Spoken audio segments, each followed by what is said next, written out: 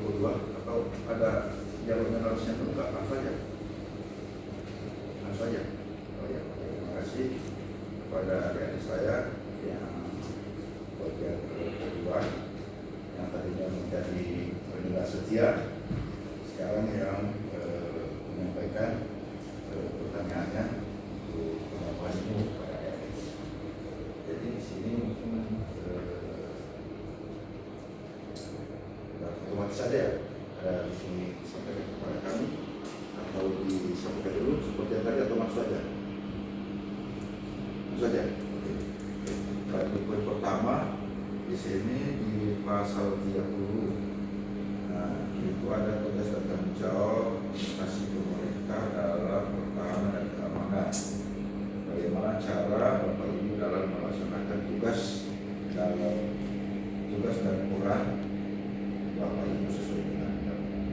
Nah, jadi ini adik-adik, ini kelompok 1 ini tinggal saja apa namanya ini.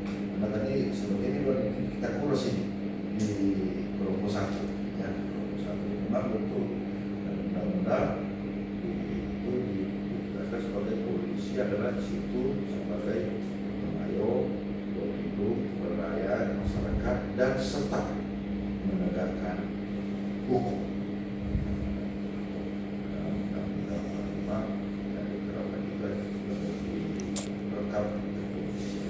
Dalam pelaksanaan tugas dan orang hukum, ya, tentunya seperti yang kami sampaikan tadi, tentunya kita ini yang kita prioritaskan adalah pencegahan. Yang selalu kita prioritaskan adalah pencegahan atau preventif ya, dalam melaksanakan tanggung jawab ini. Sehingga kalau kita berhasil melakukan pencegahan ini, berarti apapun tindak pidana situasi yang timas di negara kita ini, terutama di daerah kita, Paling Tengah ini sangat minim akan terjadi. Seperti yang kami sampaikan pada kelompok tadi, ya ini juga kelompok 1 ini juga kerjasama kita bersama, ya tetap kita kerjasama karena ini terjadi juga dalam undang-undang mengenai peran masyarakat di tahun 45 ini ya, di 30 ayat 1 ini juga setiap warga negara berhak dan wajib ikut serta dalam usaha pertahanan dan keamanan negara. Kita sebagai pelajar, ada sebagai pelajar, kita wujudkan bahasa sebagai pelajar apa ya? Itu belajar.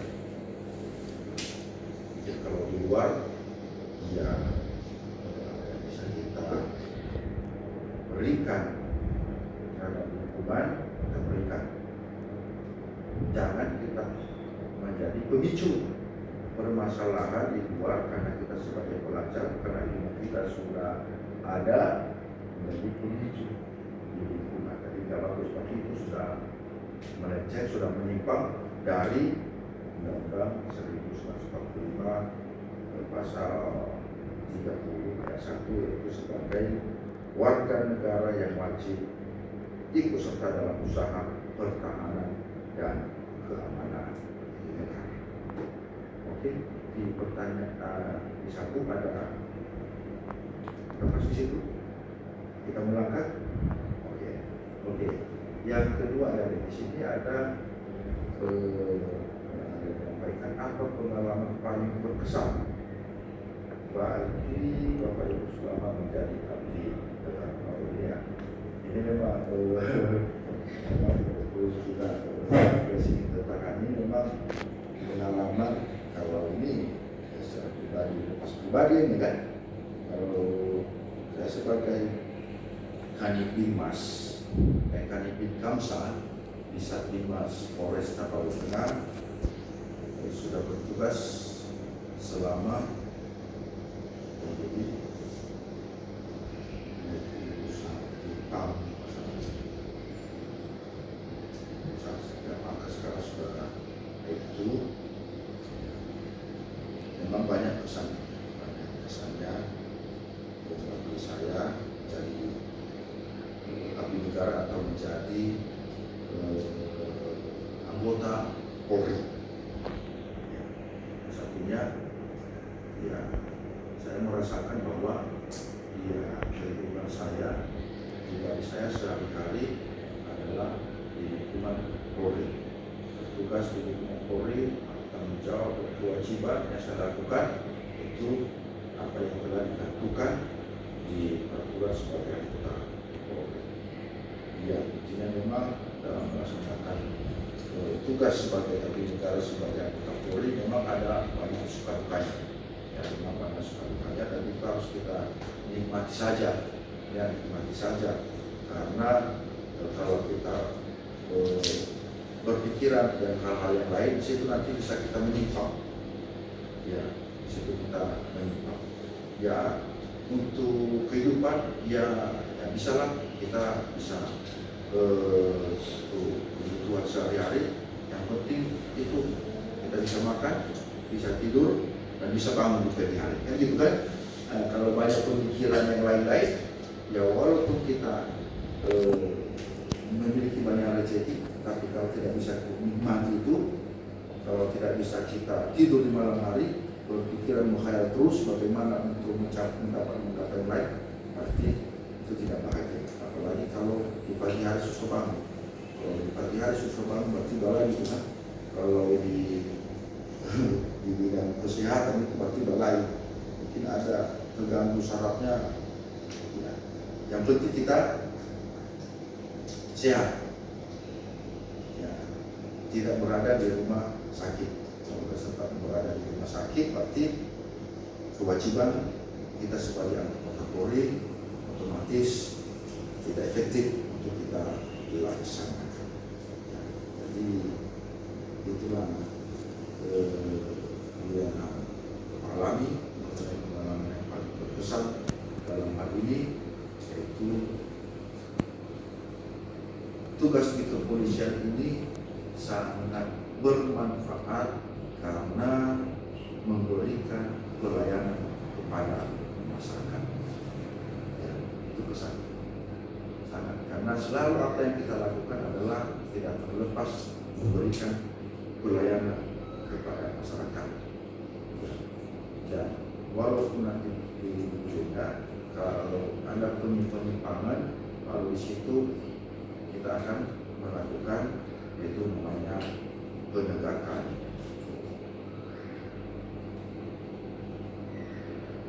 Mengenai yang ketiga, apa peran Bapak Ibu dalam menjaga persatuan dan kebinekaan di tempat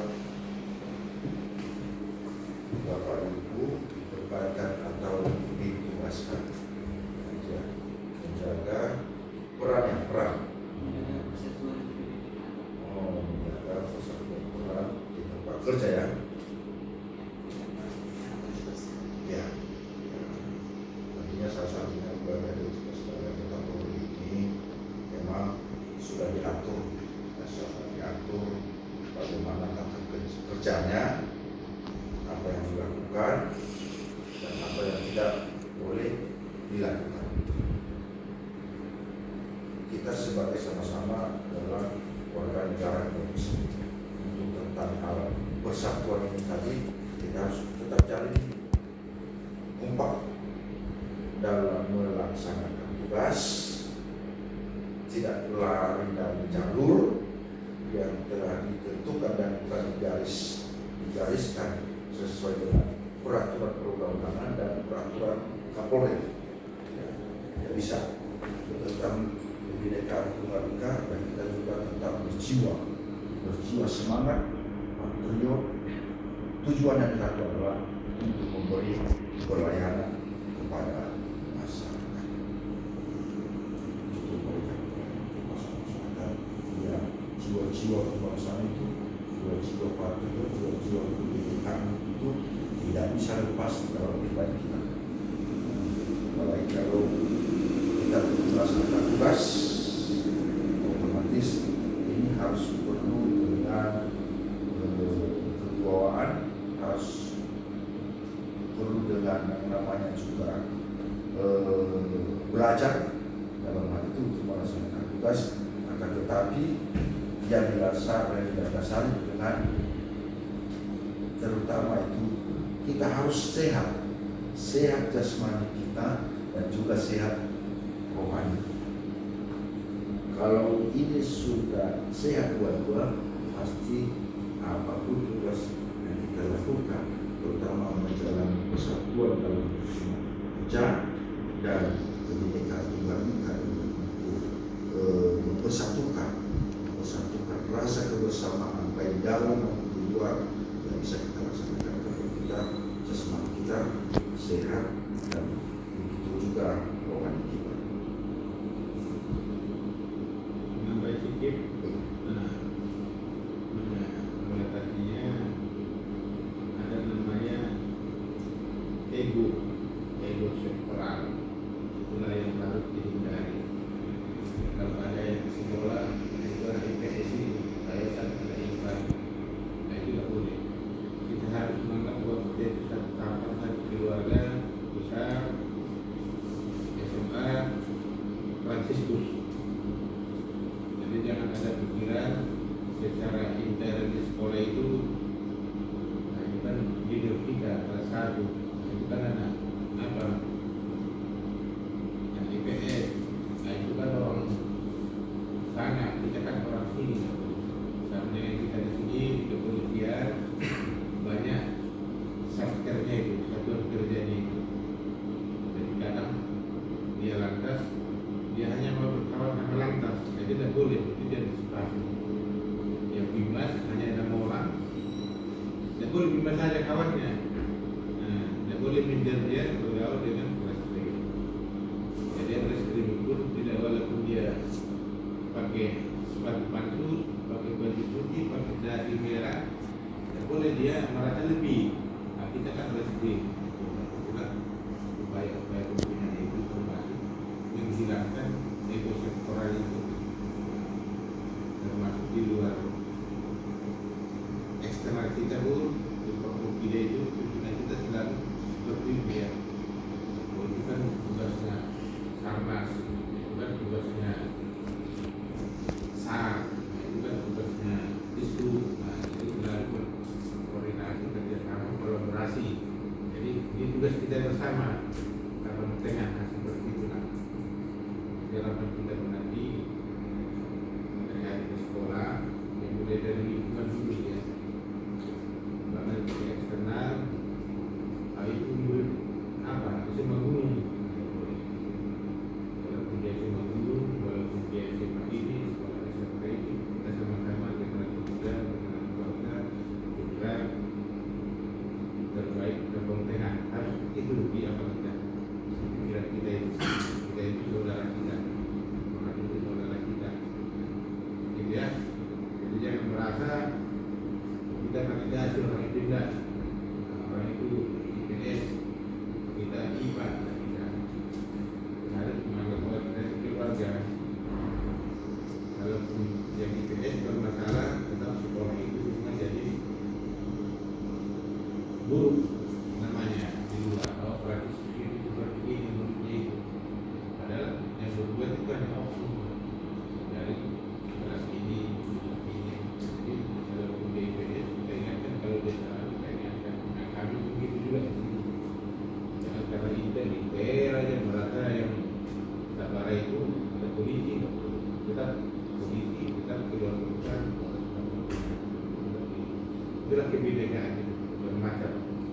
Itu agama ras daerah itu termasuk fungsi satker, satuan kerja itu macam-macam, beda tugasnya, rezekinya pun beda, tapi tetap dia buat Kampung Tengah. Nah, seperti itu.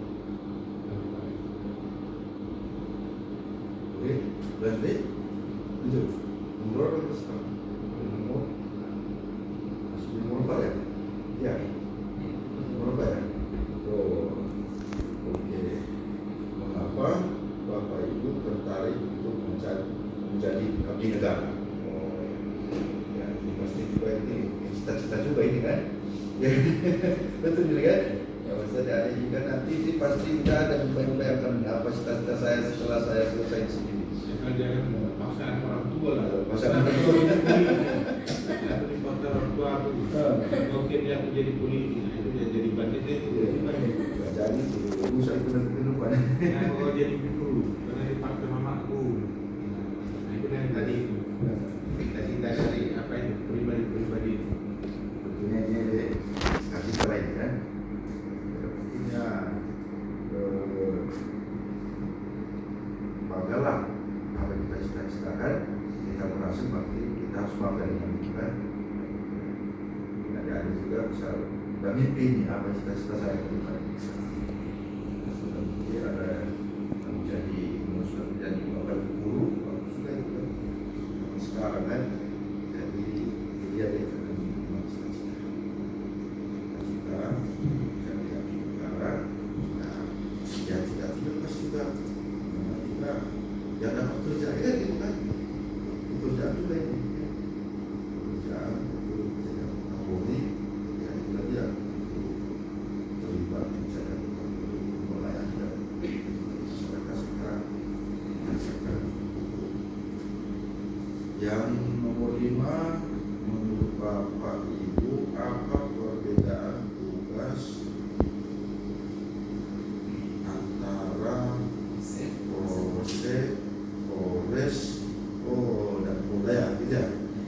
Oke, jadi perbedaan tugas ya.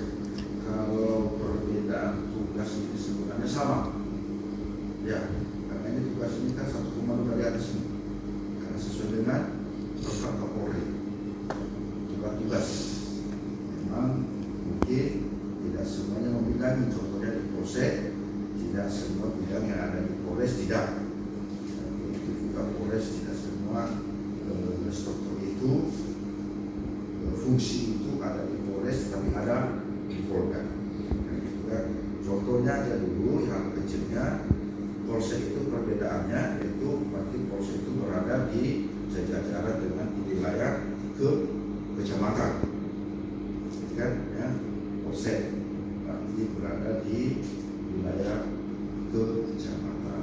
Jadi kalau Polres ini posisinya berada membawahi kabupaten. Jadi di sekitar kita ini Polres Kapten, ya, Polres Kapten ini ya dia berada di Kabupaten Tapanuli Tengah. Ya, di Polres Kapten ini ada 7 polsek. Ya, ada 7 polsek. Polsek Pandan, Polsek Pinang Sori, Polsek Simalungun, ya, masuk ke Jakarta Barat, Polres Sekolah, Polsek Sokam,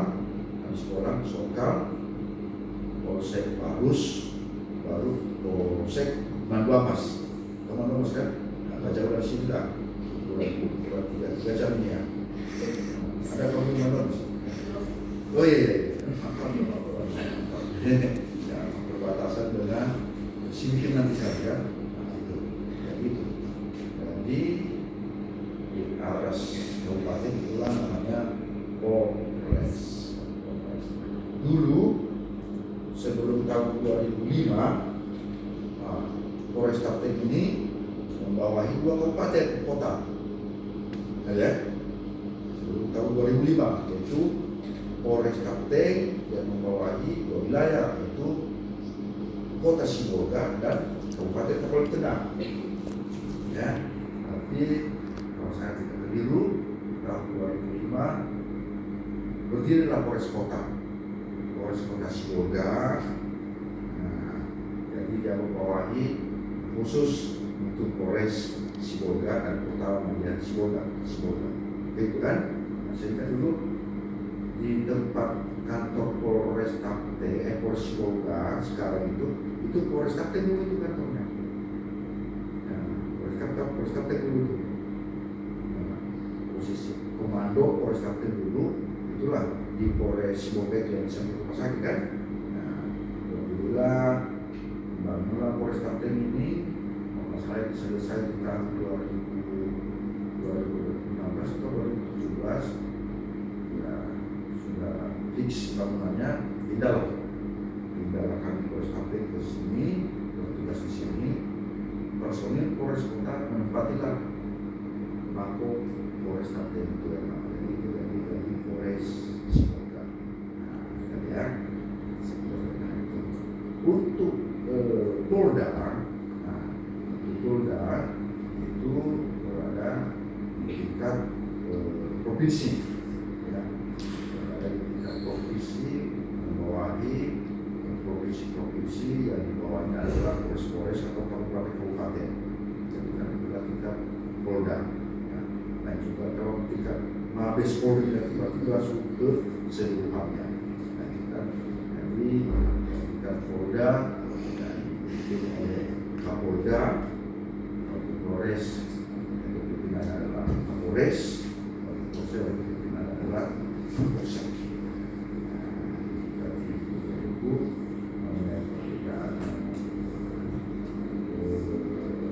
Wilayah Polda ada bagian dir-dirnya, direkturnya Kapolda, ada dir-dirnya, contohnya di Binmas, di Lantas, di Narkoba, di CC. Nah, jadi di bagian itu lagi ada lagi pengawasannya, seperti sampaikan Pak Mas tadi, Irwasum itu pengawasan, Irwasda pengawasan. Banyak memang di Polda banyak pejabatnya kan itu kan, ya dulu di Polres ya sertifikat dengan kabupaten, ya pejabat tinggi adalah Polres, pejabat utamanya Kapolres, ya, Wakapolres. Nah, di situ ada kabak, ya, sebelum ada kabak SDM. Kabak SDM ini yaitu yang melakukan pembinaan terhadap personil, ya SDM, melakukan rotasi juga, ketika rotasi pengurusan administrasi keperluan personil, inilah SDM, ya, kepentingan yang melayani kepentingan, kewajiban dan hak Polri, nah kabak SDM, sumber daya manusia. Nah, tentunya ada kabak Ops. Kabak Ops ini kepala bagian ini juga mengatur kegiatan operasional kepolisian. Ya, operasional kepolisian kegiatan kedua, contohnya seperti saya sampaikan tadi, ada unjuk rasa, ya, kalau memberikan yang membuat surat perintah ini, menugaskan polisi melakukan pengamanan. Di situ juga ada kabaret, pada bagian perencanaan. Nah, perencanaan kebutuhan anggaran di Polres itu juga di tingkat atas bilang, barulah pelaksana lagi-lagi baru kasat-kasat seperti Kasat Bimas, Kasat SD, Kasat Intel, Kasat Lantas, Kasat Narkoba. Nah, ya, ada juga Kasat Tahti yang bagian tahanan, mengurus tahanan. Baru nanti ada di situ kasih propos, kasih dari pengawasan, kasih bagian hukum, ada juga kita bagian hukum. Kemudian kalau proses juga nanti dilakukan proses. Jadi itu kita hanya ya sama-sama sederhana itu yang dipahami mengenai perbedaan tadi Polsek, Polres, dan Polda. Iya. Tambah lagi masalah satuan kerja, ada beberapa perkara mungkin yang hanya ditangani di Polres, tidak ditangani di Polsek. Nah, atau masalah narkoba, di Polsek tidak ada unit narkoba. Jadi kalau ada masalah narkoba di kecamatan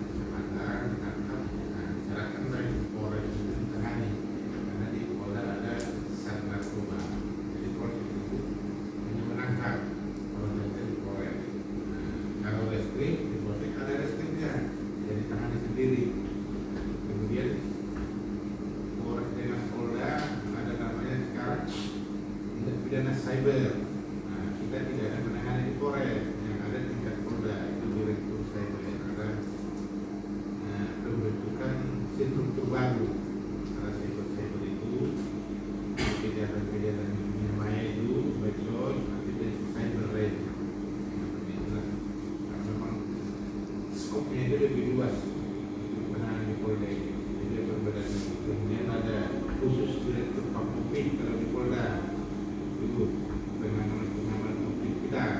Kalau di kita ini kita ada PLTU, ada PLTA, ada perkebunan, Polda di Polda. Kalau di kita ini belum ada, masih gabung dengan Samapta. Kalau di Polda dia tidak bisa, lain Samapta, lain Pampupin. Jadi sekretariat kita saat itu di sana sudah PLTU, PLTU khusus, dan cyber. Jadi bidangnya itu sudah makin luas ya.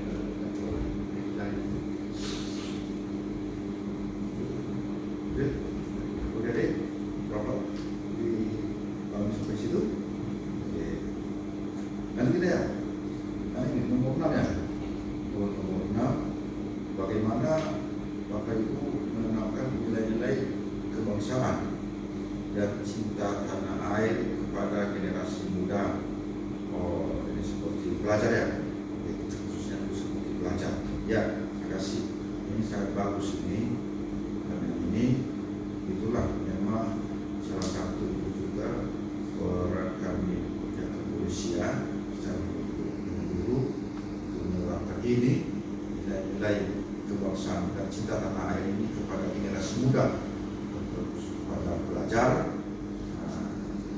dan seperti di Sabdimas Satuan Pembinaan Masyarakat. Inilah memang gerakan kami mengunjungi mendatangkan sekolah-sekolah untuk memberikan pemahaman ini baik tentang wawasan kebangsaan dapat menimbulkan nilai-nilai cinta tanah air ini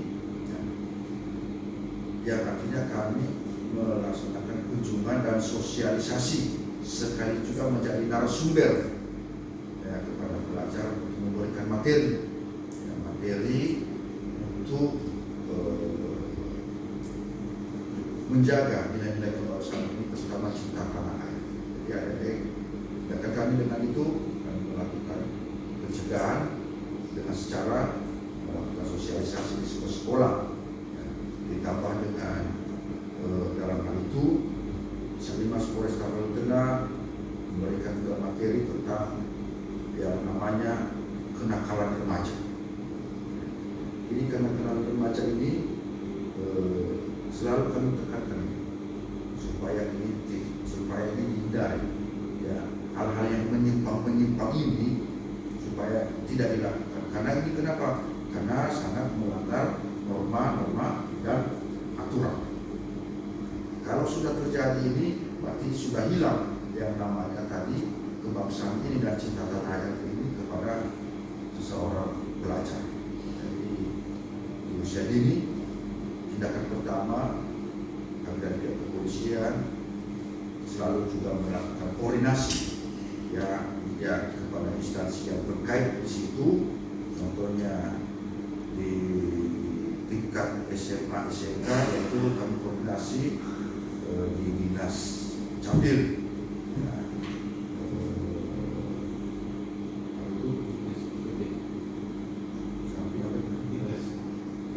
Jadi dinas ya, koordinasi dengan situ supaya memberikan kami ruang ke sekolah-sekolah untuk bisa menyampaikan baik menjadi inspektur upacara di sekolah, ya, dan dilanjutkan dengan sosialisasi di ruangan. Itulah ini kami berjalan dari waktu terakhir di hari Senin atau Selasa. Kapolres langsung mengambil apel di SMA Negeri 2 Tukang. Kayak dari terminal itu, para Kapolres langsung yang ditemani oleh PCU, Kasat, kami tingkat Humas untuk mengambil apel di SMA itu. Tujuannya apa? untuk pelajar itu lebih baik untuk menjauhi yang namanya kenakalan remaja. Itu intinya. Jadi itu ada dia dalam hal itu kita terutama harus mencegah dan memberikan yang namanya motivasi dan sosialisasi dengan materi-materi. Apa materinya di situ kami sampaikan dengan hal kenakalan remaja, ya itu sebetulnya tentang masalah narkoba, ya tentang masalah tawuran, tentang masalah bully, tren-tren sekarang ini kan bully, ya dan juga tentang masalah tindakan pelecehan seksual,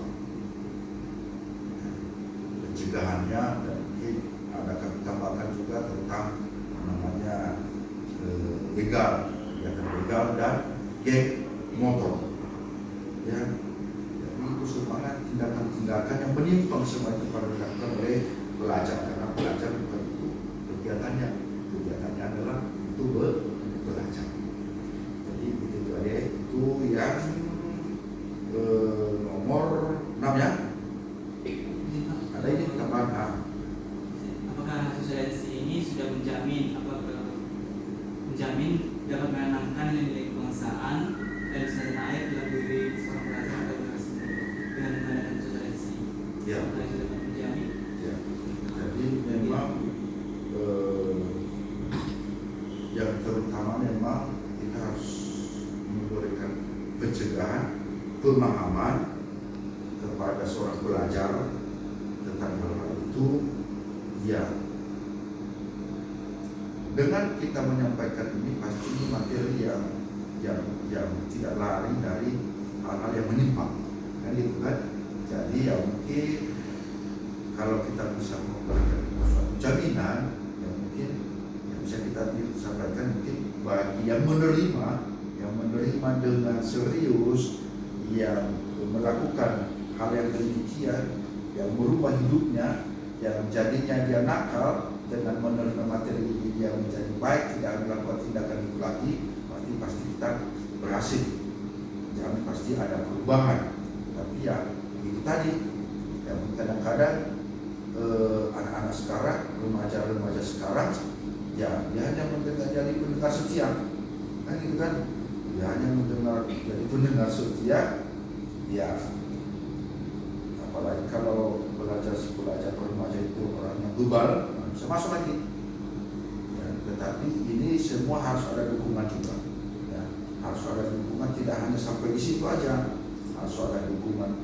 Contohnya kalau sebagai pelajar harus ada dukungan dari guru-guru, dari orang tua di rumah, begitu juga di lingkungan sekitarnya. Ya, harus tidak berhenti sebenarnya. Tapi upaya-upaya itu kita lakukan. Kalau itu nanti diambilnya, diterimanya untuk kegunaan bagi dirinya, ya puji Tuhan, itu berguna bagi dia.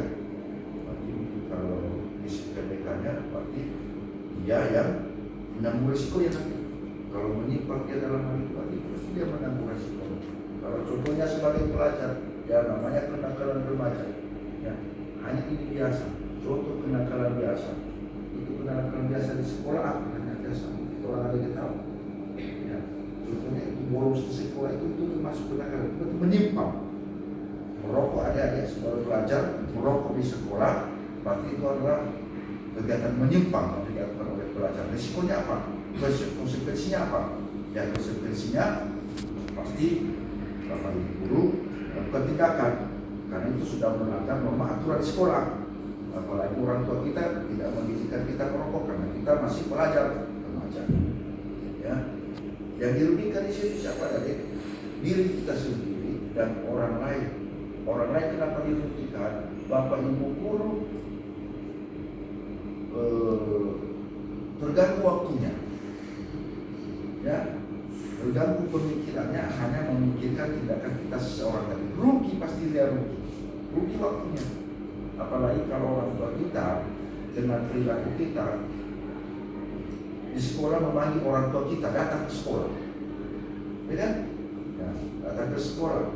Orang tua kita itu yang seyogianya hari ini dia bekerja, mungkin dia bekerja ke ladang, mojek atau apa segala macam dia, tetapi hanya perilaku kita tadi yang nakal itu satu sekali itu sebagai pribadi kita. Orang tua kita datang karena dipanggil. Berarti orang tua kita ini rugi. Di mana ruginya? Dia meninggalkan pekerjaannya. Ya, ruginya di sosialnya apa? Di psikologinya apa? Dia merasa sepele ada kan? Sepele. Ini yang kami sampaikan di sekolah sampai sekarang. Ya, tentang kenakalan remaja, kenakalan biasa, kenakalan yang berujung pada pelanggaran atau aturan, dan kenakalan yang sangat kreatif, yang sangat serius. Apa itu kenakalan yang sangat serius? Itu yang terlibat dalam penyalahgunaan narkotika. Ya. Jadi ini kami terapkan ini adik-adik. Inilah kegiatan sekarang untuk melakukan itu. Mudah-mudahan ya harapan kita memang supaya ini diterima kan, supaya apa namanya tadi terima, supaya ini bisa terima, bisa apa namanya tadi bahasa tadi apa berhasil gitu ya, berhasil. Memang harapan kita supaya berhasil bisa diterima. Ya itu kan, itu tapi ya itulah. Ya, yang penting kita menyampaikannya. Ya, dalam pengajaran agama itu menyampaikan, sampaikan yang baik kepada sesama. Kamu berdosa. Nomor 7.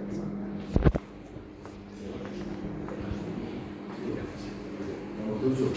Apa makna pertahanan dan keamanan negara menurut Bapak Ibu? Tentunya kita ketahui maknanya ini bagi kita ini.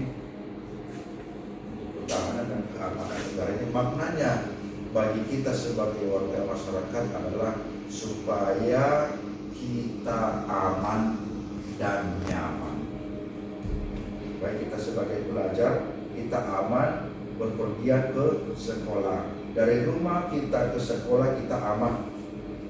Ya, kita aman, kita dijamin oleh hukum sehingga apa yang kita lakukan bisa berjalan dengan baik.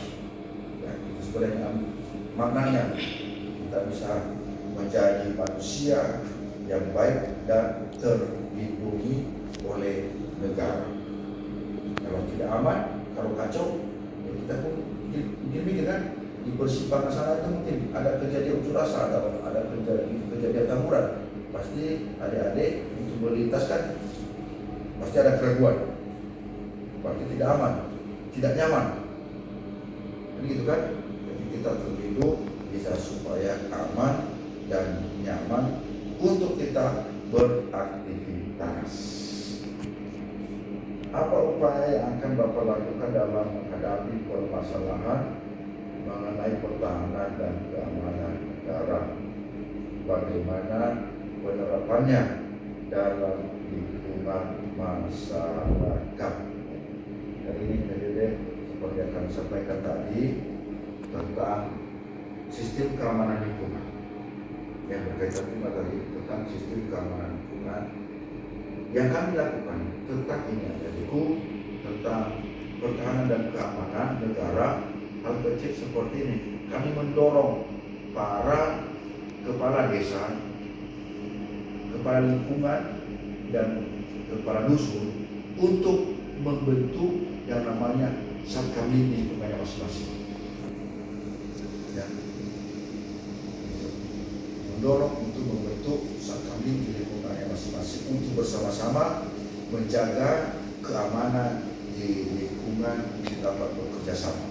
Sehingga dengan perputaran ronda malam menjaga keamanan di lingkungan kita masing-masing, pasti apa yang terjadi di situ dapat diketahui, dan yang terutamanya adalah dapat kita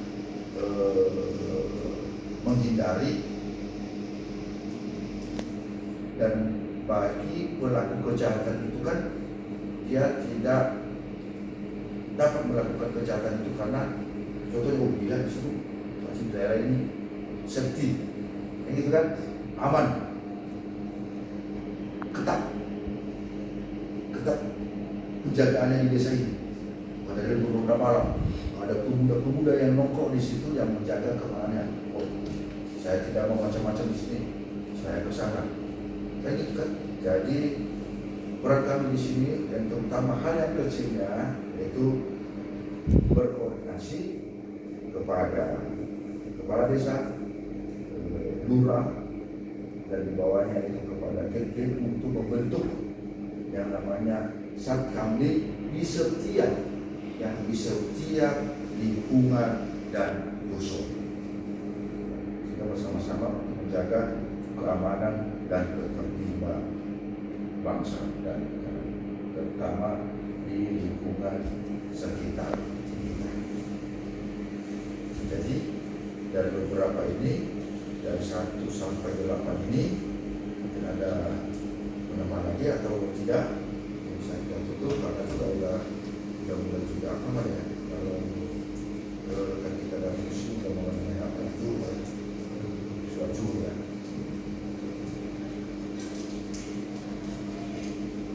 Cukup, ada deh. Mana? Ada yang mau ditanyakan lagi? Baik, terima kasih.